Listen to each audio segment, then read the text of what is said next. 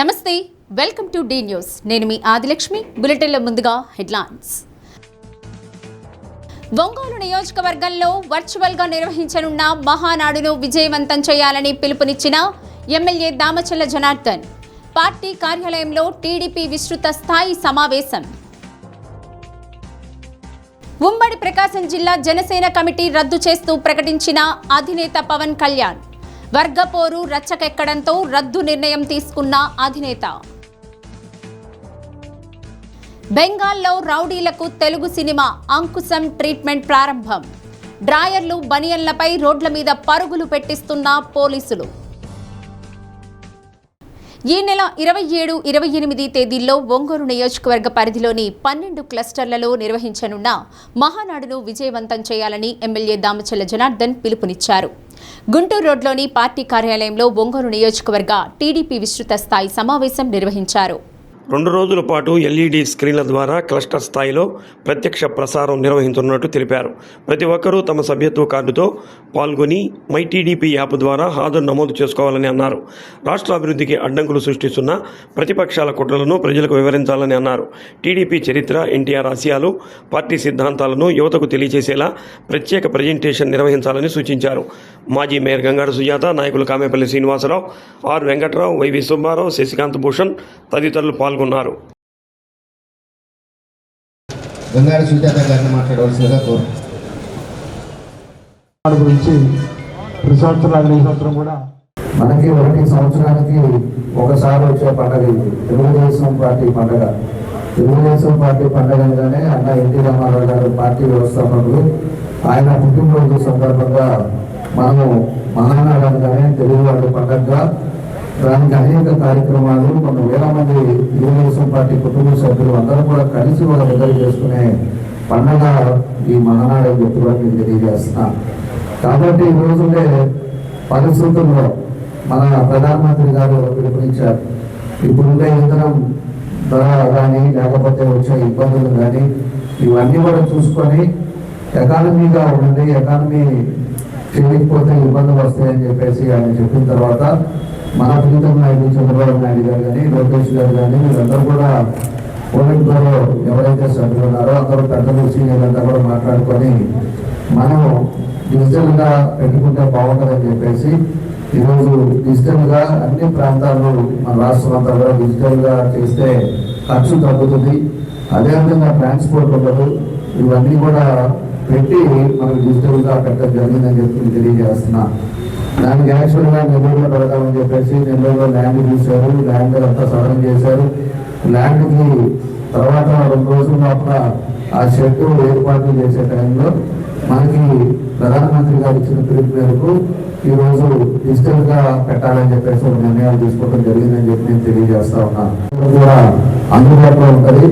అదే ఒక కళ్యాణ మండపంలోనో నియోజకవర్గం అందరూ కలిసి ఒక దగ్గర పెట్టినప్పుడు పార్టీ వాళ్ళు ఉంటారు, పార్టీతో పాటు మిగతా వాళ్ళు కూడా అందరూ కూడా పార్టిసిపేట్ చేయాలి అంటే మనకి ఏ క్లస్టర్ ఆ క్లస్టర్ ఒక దగ్గర పెట్టుకుంటే బాగుంటుందని చెప్పి ఈరోజు క్లస్టర్ ద్వారా పెట్టాలని చెప్పేసి ఒక రాష్ట్ర ప్రభుత్వం, మన రాష్ట్ర పార్టీ ఆఫీస్ పిలుపునివ్వడం జరిగింది. దానికోసం అని చెప్పేసి నేను 2 సార్లు మన క్లస్టర్ వాళ్ళు అందరితో కూర్చున్నా. క్లస్టర్ వాళ్ళని అడిగాను, మనం క్లస్టర్ వైజ్గా పెడితే బాగుంటుందా, అందరం కలిసి పెడితే బాగుంటుందా అని చెప్పి అడిగితే మన వాళ్ళందరూ కూడా క్లస్టర్ వైజ్ పెట్టాలంటే ఇబ్బందులు వస్తాయి. మరి మన యొక్క ఆయుష్ కొరత కారణంగా, యుద్ధాల కారణంగా మరి ప్రజలందరూ కూడా ఒకే చోటికి రావడానికి ఇబ్బంది కలుగుతుందనే విషయంలో ఏ ఏరియాకి ఆ ఏరియా క్లస్టర్ వైజ్గా, అంటే 12 క్లస్టర్స్ మనవి, ప్రతి క్లస్టర్ వైజ్గా మనం అందరూ కూడా ఆ ఏరియాలో ఉండేటువంటి మరి నాయకులు, కార్యకర్తలు, అభిమానులు అందరూ కలిపి మరి ఒక చోట ఉండి పెద్ద ఎత్తున ఆ మహనీయుని యొక్క మరి వారు చేసినటువంటి నిర్వహించినటువంటి కార్యక్రమాలు కానివ్వండి, మరి ఇచ్చినటువంటి పథకాలు కానివ్వండి, మరి తెలుగుదేశం పార్టీ ఆవిర్భవించినప్పటి నుంచి నేటి వరకు సాధిస్తున్నటువంటి విజయాలను కానివ్వండి, మరి పరిపాలన విధానం కానివ్వండి, ప్రతి ఒక్కదాన్ని కూడా మనం స్మరించుకొని మరి గౌరవనీయ స్వర్గీయ ఎన్టీ రామారావుకి గంధవాళ్ళు అర్పించాల్సిన కార్యక్రమం కాబట్టి ప్రతి ఒక్కరు కూడా పెద్ద ఎత్తున పాల్గొని మరి దాన్ని విజయవంతం చేయవలసిందిగా కోరుతూ ఈ సంవత్సరం ఈ మహానాడు పండుగలో నేను పాల్గొనలేకపోతున్నాను, క్షమించవలసిందిగా కోరుకుంటా ఉన్నా. ఎందుకంటే ఫ్యామిలీతో నేపాల్ ట్రిప్ వెళ్తా ఉన్నా, అందుకని ముందుగా శాసనసభ్యుల గారి దగ్గర అనుమతి తీసుకున్నాను, క్షమించవలసిగా కోరుకుంటూ ఈ డిజిటల్ మహానాడులో మీరందరూ పాల్గొని పార్టీ ఏదైతే ఆదేశాలు ఇస్తా ఉందో మనం రాబోయే రోజుల్లో కూడా తెలుగుదేశం పార్టీ అభివృద్ధికి ఎంత కష్టపడితే ఈ రాష్ట్రం అంత బాగుపడుతున్న విధంగా అందరూ కూడా పాల్గొనాలని చెప్పని కోరుకుంటూ ఈ కార్యక్రమాన్ని తప్పకుండా మీరు అందరూ పాల్గొని విజయవంతం చేయాలని కోరుకుంటున్నాను. అనంతపురం జిల్లా గుత్తి మండలం వన్నెదొడ్డి వద్ద 44వ జాతీయ రహదారిపై ప్రైవేట్ ట్రావెల్స్ బస్సు బోల్తా పడింది. ఈ దుర్ఘటనలో బస్సులో ఉన్న 30 మందికి తీవ్ర గాయాలయ్యాయి. వారిలో 10 మంది పరిస్థితి విషమంగా ఉన్నట్లు సమాచారం. మెరుగైన వైద్యం కోసం వారిని అనంతపురం జిల్లా ఆసుపత్రికి తరలించినట్టు తెలుస్తోంది. ప్రైవేట్ ట్రావెల్స్ బస్సు హైదరాబాద్ నుంచి అనంతపురం వెళ్తుండగా ఎదురుగా వస్తున్న లారీని తప్పించబోయి అదుపు తప్పి బస్సు బోల్తా పడినట్లు ప్రయాణికులు తెలిపారు. బస్సు 3 పల్టీలు కొట్టి పక్కనే ఉన్న పంట పొలాల్లోకి దూసుకెళ్లినట్టు వివరించారు. ఈ ఘటనపై పోలీసులు దర్యాప్తు చేపట్టారు.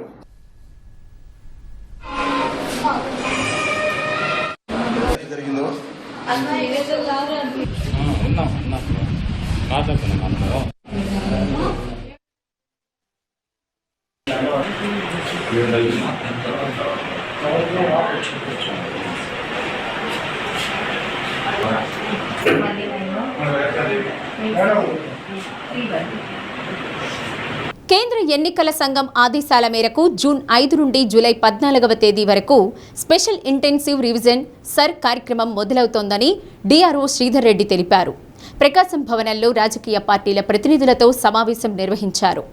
జిల్లాలో ఇప్పటి వరకు మ్యాపింగ్ కార్యక్రమం 70% పూర్తయిందని, మిగతా 30% పూర్తి చేయాలని అధికారులకు డిఆర్ఓ సూచించారు. ప్రస్తుతం జిల్లాలో ఇళ్ల గణన జరుగుతోందని, జూన్ 5 నుంచి జూలై 14వ తేదీ వరకు స్పెషల్ ఇన్సెంటివ్ రివిజన్ కార్యక్రమం మొదలవుతుందని తెలిపారు. ఈ కార్యక్రమం తెలంగాణ, ఆంధ్రప్రదేశ్లో జరుగుతుందని, తద్వారా 2-3 ఓట్లున్న వారివి తొలగిపోతాయని అన్నారు. జిల్లాలోని అన్ని నియోజకవర్గాల్లో చనిపోయిన వారి ఓట్లు కూడా తొలగిపోతాయని తెలిపారు. అన్ని నియోజకవర్గాల్లో పోలింగ్ బూత్ లెవెల్ ఏజెంట్లను రాజకీయ పార్టీల వారు ఏర్పాటు చేసుకోవాలని కోరారు. రాజకీయ పార్టీల ప్రతినిధులు, అధికారులు, స్పెషల్ కలెక్టర్లు, ఎర్రగొండపాలెం ఈఆర్ఓ సత్యనారాయణ, జిల్లా ఎలక్షన్ సెల్ సూపరింటెండెంట్ శ్రీనివాసరావు పాల్గొన్నారు.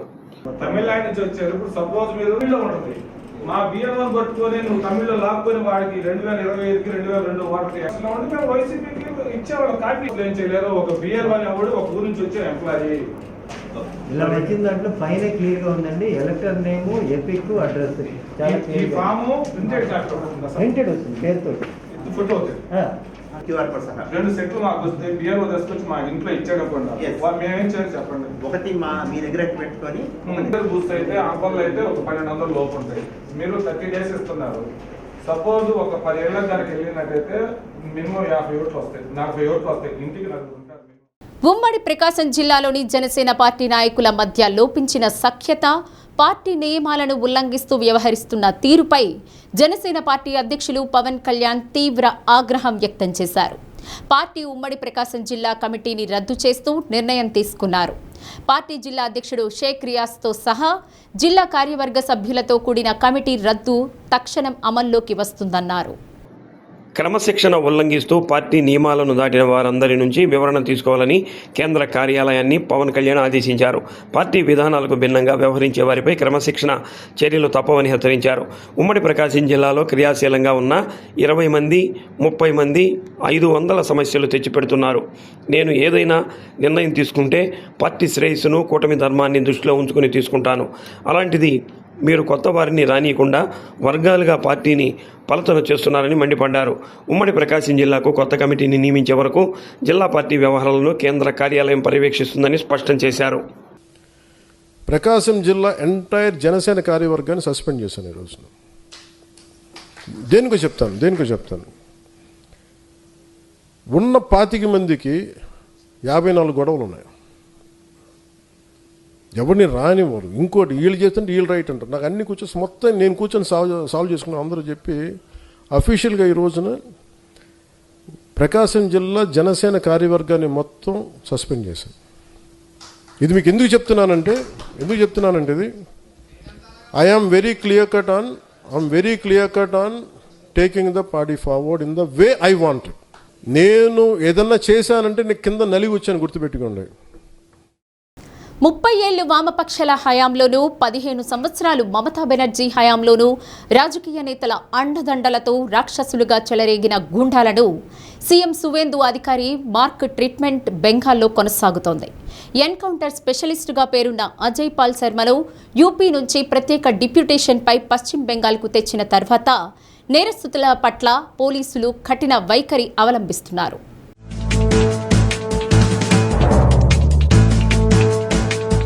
అక్రమ వలసదారుల మీద, ఆక్రమణదారుల మీద ఎలాంటి అనుమతులు లేకుండా నిర్మించిన కట్టడాలపైన బుల్డోజర్తో చర్యలు చేపట్టగా తాజాగా హౌరాలో తృణమూల్ కాంగ్రెస్ మద్దతుదారుడైన గ్యాంగ్స్టర్ ఆకాష్ సింగ్కు తెలుగు సినిమా అంకుశం స్టైల్లో ట్రీట్మెంట్ ఇచ్చారు.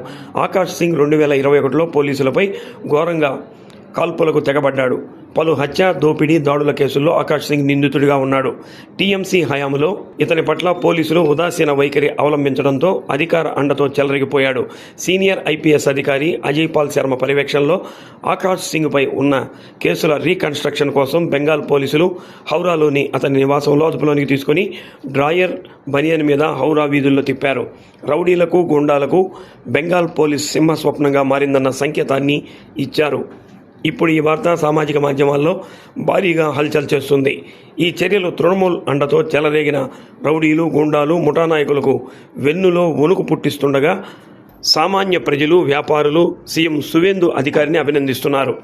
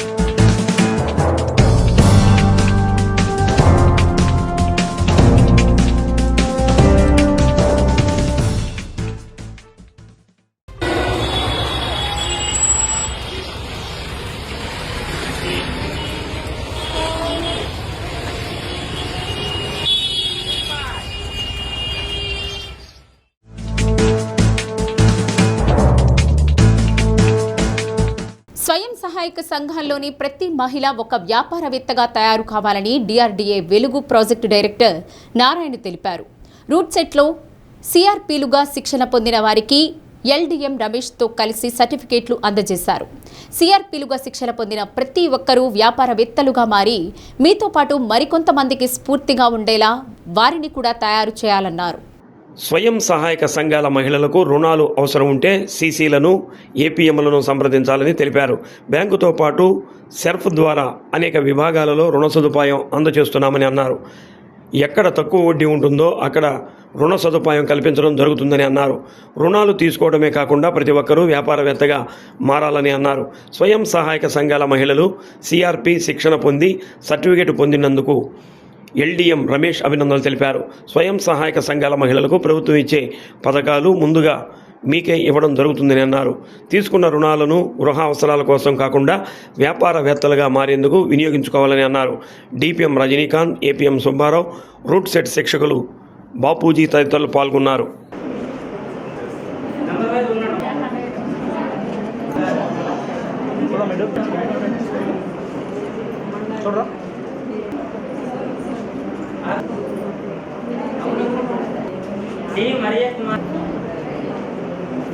చిన్నగోవిందమ్మ బేబీ ఎస్ అప్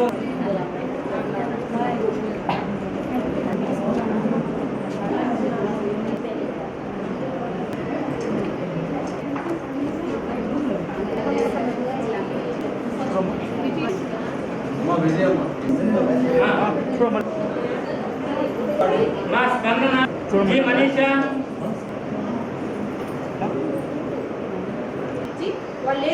నేను ప్రియదర్శిని గ్రూప్లో మొదటి లీడర్గా ఉన్నాను. నేను ఆరు రోజులు ట్రైనింగ్ కోసం అని చెప్పని మా వెలుగు ఆఫీస్లో ఏపీఎం సార్ గారు మా డిఆర్డీఏ తరఫున నన్ను పంపించడం జరిగింది.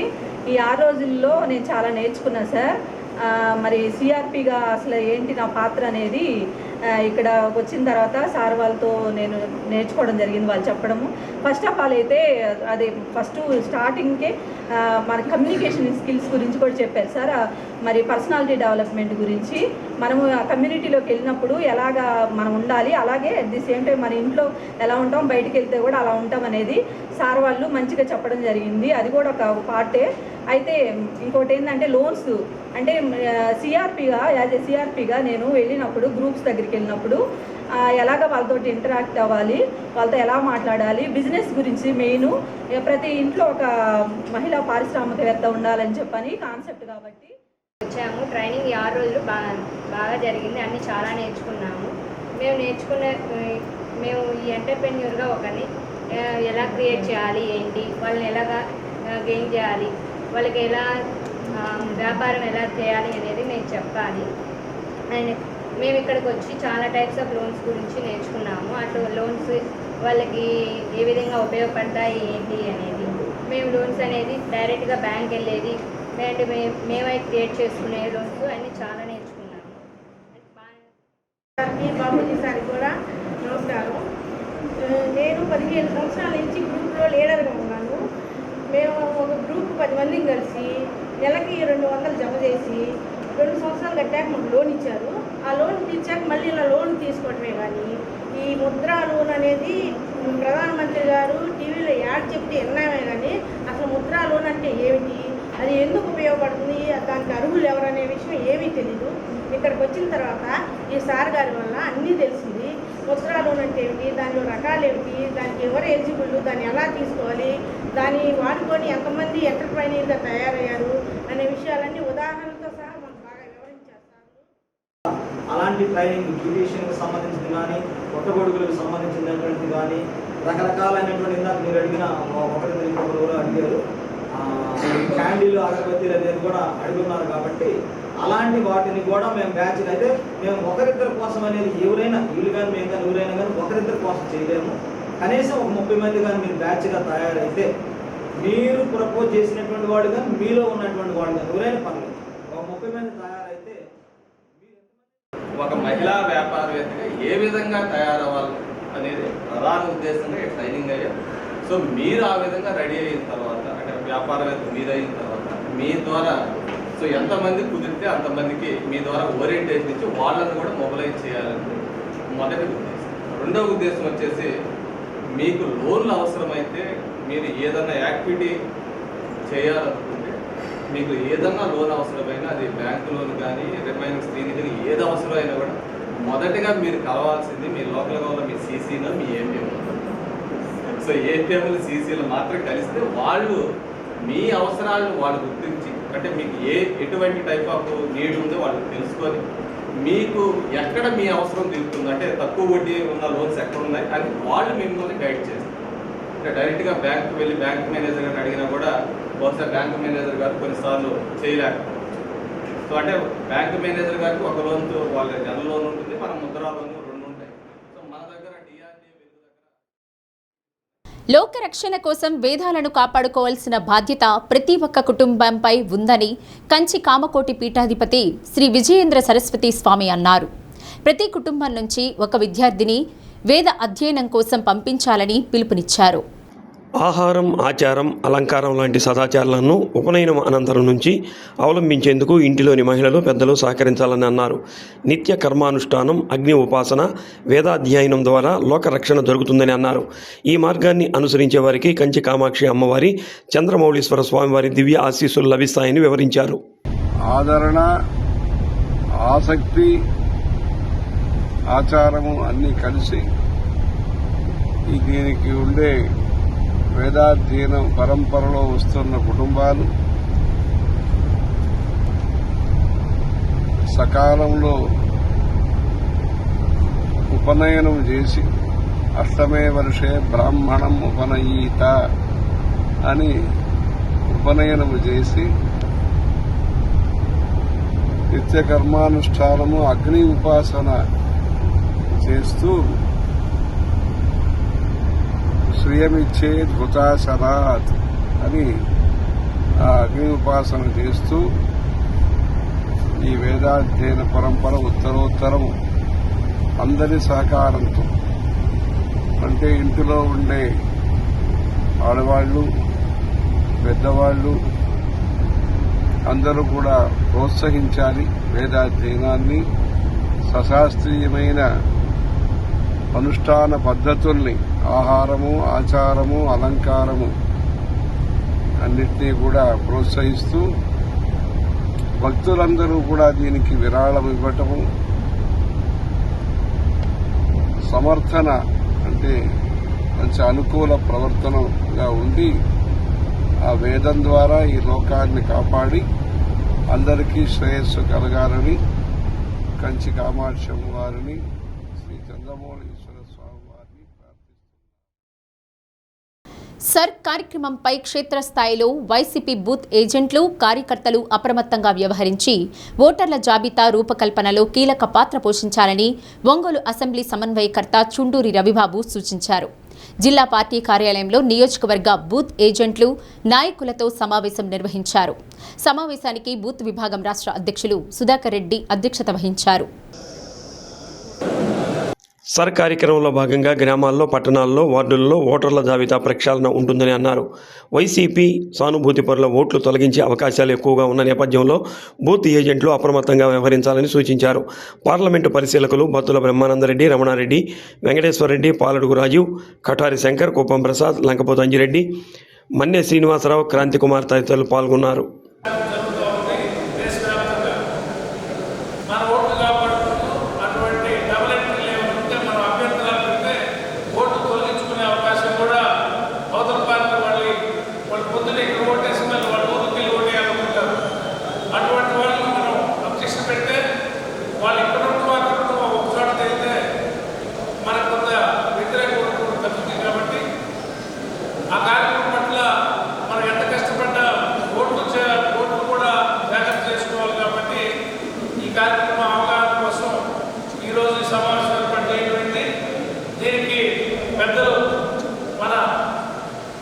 జిల్లా పార్టీ పరిశీలకులైనటువంటి బత్తుల బ్రహ్మానందరెడ్డి గారు ముఖ్య అతిథిగా చేశారు. అదేవిధంగా మన కాన్స్టిట్యున్సీ పరిశీలకులైనటువంటి వెంకటేశ్వర గారు హాజరయ్యారు. అదేవిధంగా మన నగర పార్టీ అధ్యక్షులు శంకర్ గారికి, అంజిరెడ్డి గారికి, మన్నే శ్రీనివాస్ గారికి కూడా స్వాగతం చెప్తూ ఉలవపాడు మండలం కృష్ణాపురంలో 40 లక్షలతో నిర్మించనున్న వంతెన నిర్మాణానికి కందుకూరు ఎమ్మెల్యే ఇంటూరి నాగేశ్వరరావు శంకుస్థాపన చేశారు. ఎలికేరు చెక్ డ్యాం నుండి చాగొల్లు చెరువుకు వెళ్లే కాలువపై ఈ వంతెన నిర్మించనున్నారు. నెల్లూరు ఎంపీ వేమిరెడ్డి ప్రభాకర్ రెడ్డి సహకారంతో నిధులు మంజూరు చేయించినట్లు చెప్పారు.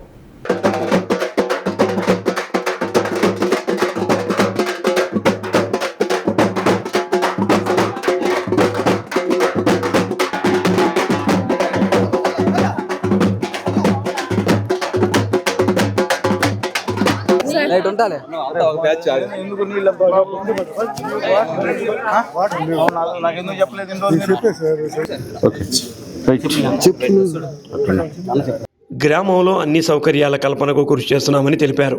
రైతుల భూములు ఇటువైపే ఉన్నాయని, బ్రిడ్జి కూలిపోవడంతో పంట ఉత్పత్తులు తెచ్చుకోవడానికి అనేక ఇబ్బందులు పడ్డారని అన్నారు. సమస్య గురించి స్థానికులు ఎన్నికలకు ముందు తన దృష్టికి అనేకసార్లు తీసుకొచ్చారని చెప్పారు.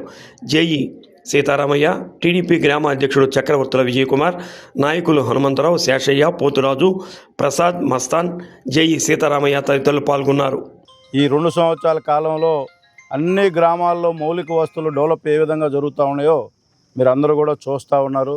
అలాగే ఈ గ్రామంలో కూడా, కృష్ణాపురం గ్రామంలో మీకు అందరికీ కూడా తెలుసు, గత 4 సంవత్సరాల నుంచి ఏవైతే రైతులకి ఆ కెనాల్ మీద ఉన్న బ్రిడ్జి డ్యామేజ్ అయిపోతే, గత ప్రభుత్వాలు పట్టించుకోకపోతే ఈ గ్రామంలో ఉన్న నాయకులందరూ కూడా నా దగ్గరికి పలు దఫాలుగా ఈ సమస్యను తీసుకురావడం, నేను గౌరవ పార్లమెంట్ సభ్యులు వేమిరెడ్డి ప్రభాకర్ రెడ్డి గారి ఎంపీ ల్యాడ్స్లో ఈ కార్యక్రమం 40 లక్షల రూపాయలతో ఈ ఓవర్ బ్రిడ్జి కడతా ఉన్నారు.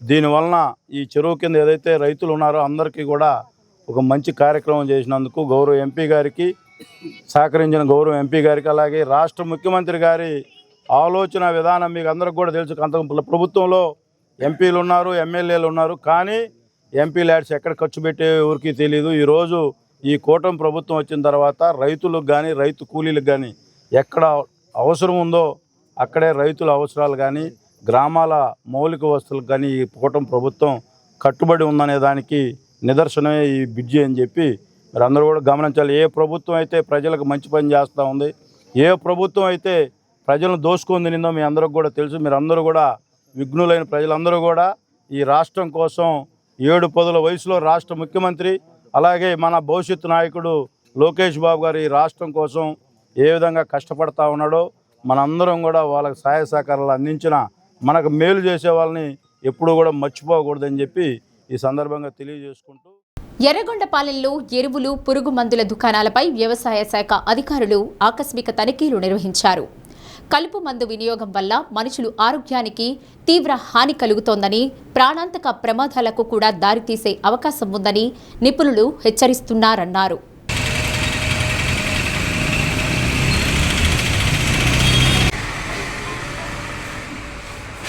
రాష్ట్ర ప్రభుత్వం ప్యారా క్వాట్ డైక్సోల్ రైడ్ అమ్మకాలు వినియోగంపై పూర్తి స్థాయిలో నిషేధం విధించింది. ఎర్రగొండపాలెం జనతా రైతు బజార్లోని ఎరువుల దుకాణంలో తనిఖీలు చేపట్టిన అధికారులు నిషేధిత కలుపు మందు నిల్వలను గుర్తించి వాటిని వెంటనే అమ్మకుండా నిలుపుదల చేశారు. దుకాణ నిర్వాహకులను విచారించిన వ్యవసాయ శాఖ అధికారులు నిషేధిత మందులను విక్రయిస్తే చట్టపరమైన కఠిన చర్యలు తప్పవని హెచ్చరించారు.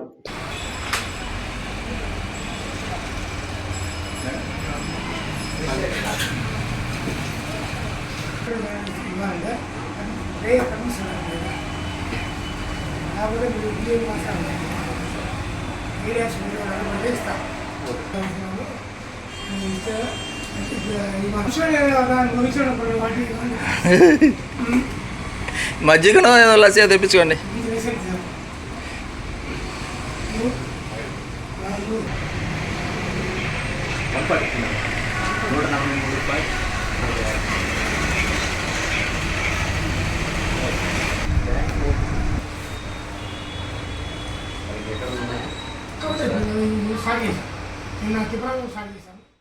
ఈ నెల 27, 28 తేదీల్లో ఎర్రగొండపాలెం నియోజకవర్గంలో మహానాడును పండుగ వాతావరణంలో నిర్వహించనున్నట్లు తెలుగుదేశం పార్టీ ఇన్ఛార్జ్ గూడూరి ఎరిక్షన్ బాబు తెలిపారు.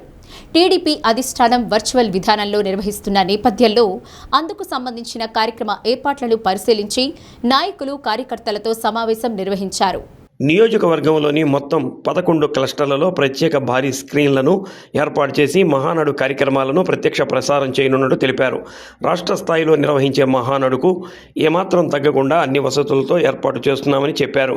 27, 28 తేదీల్లో జరిగే 2 రోజుల మహానాడు వేడుకల్లో టీడీపీ శ్రేణులు పెద్ద ఎత్తున పాల్గొని విజయవంతం చేయాలని ఎరిక్షన్ బాబు పిలుపునిచ్చారు.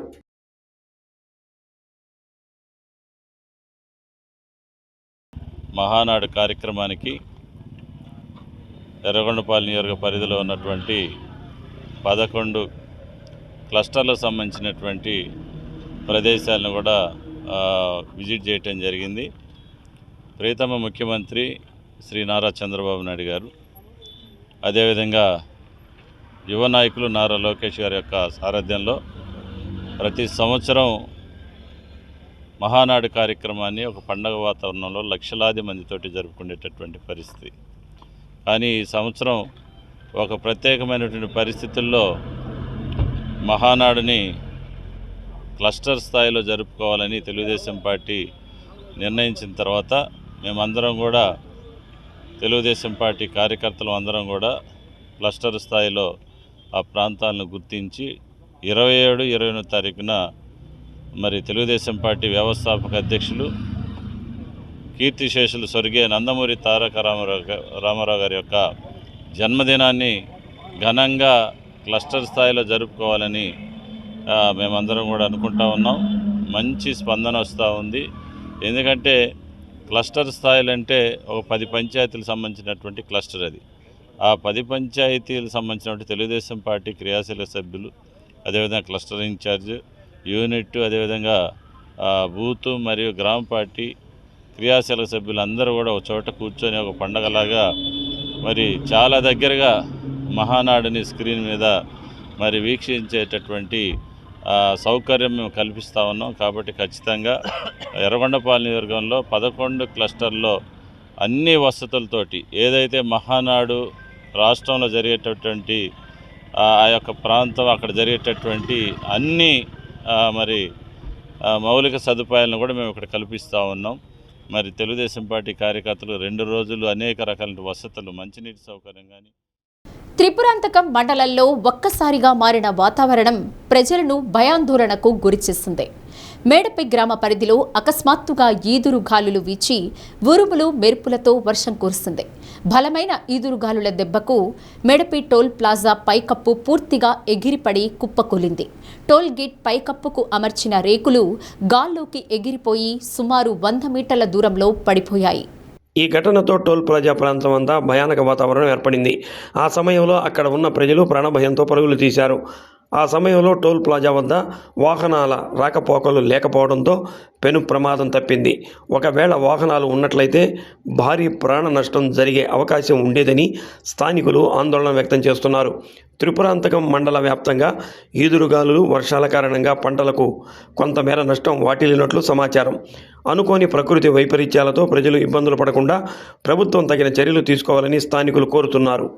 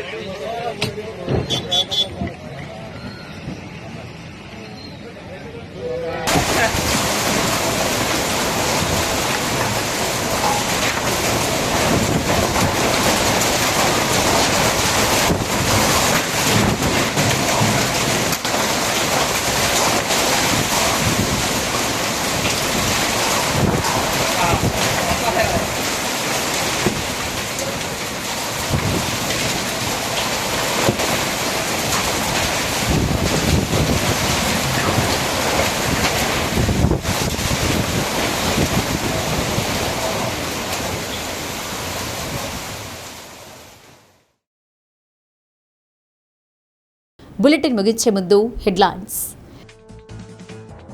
ఒంగోలు నియోజకవర్గంలో వర్చువల్గా నిర్వహించనున్న మహానాడును విజయవంతం చేయాలని పిలుపునిచ్చిన ఎమ్మెల్యే దామచల్ల జనార్దన్. పార్టీ కార్యాలయంలో టీడీపీ విస్తృత స్థాయి సమావేశం. ఉమ్మడి ప్రకాశం జిల్లా జనసేన కమిటీ రద్దు చేస్తూ ప్రకటించిన అధినేత పవన్ కళ్యాణ్. వర్గపోరు రచ్చకెక్కడంతో రద్దు నిర్ణయం తీసుకున్న అధినేత. బెంగాల్లో రౌడీలకు తెలుగు సినిమా అంకుశం ట్రీట్మెంట్ ప్రారంభం. డ్రాయర్లు, బనియన్లపై రోడ్ల మీద పరుగులు పెట్టిస్తున్న పోలీసులు. డి న్యూస్లో నేటి మాట. కొన్ని అబద్ధాలు ఆలోచించకుండా నమ్ముతున్నాం, కొన్ని నిజాలు నమ్మడానికి ఆలోచిస్తాం.